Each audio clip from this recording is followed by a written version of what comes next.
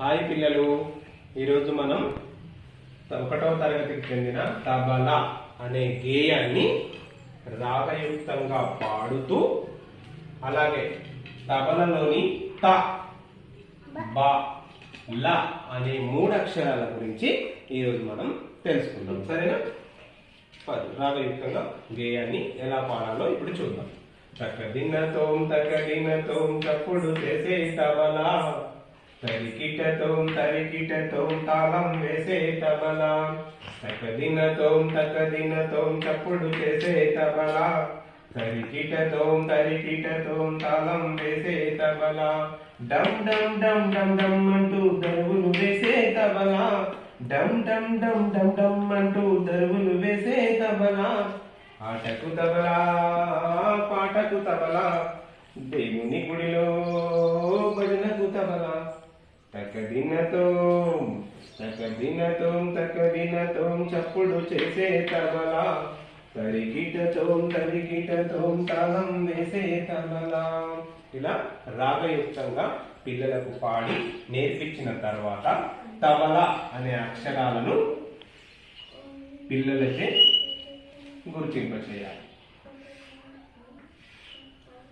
ఆ తర్వాత ఈ త బ ల అనే అక్షరాలను 3 అక్షరాలను ఇక్కడ రాసుకొని అందులో నుంచే కొత్త పదాలను తయారు చేయించాలి. త బ ల, త ల, ల త, బ ల బ ల, ల బ ల బ, త ల త ల. ఈ అక్షరాలను మా 1వ తరగతికి చెందిన శ్రావ్య చదవడానికి వస్తుంది.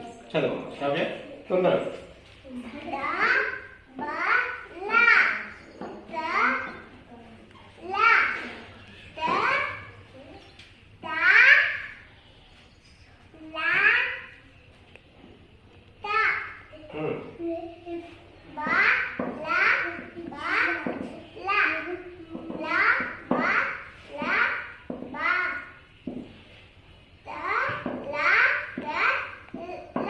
Very good.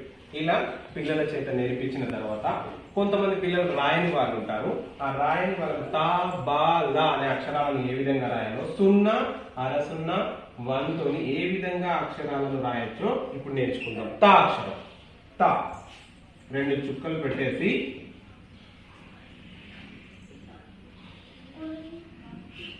ఇలా త రాయొచ్చు.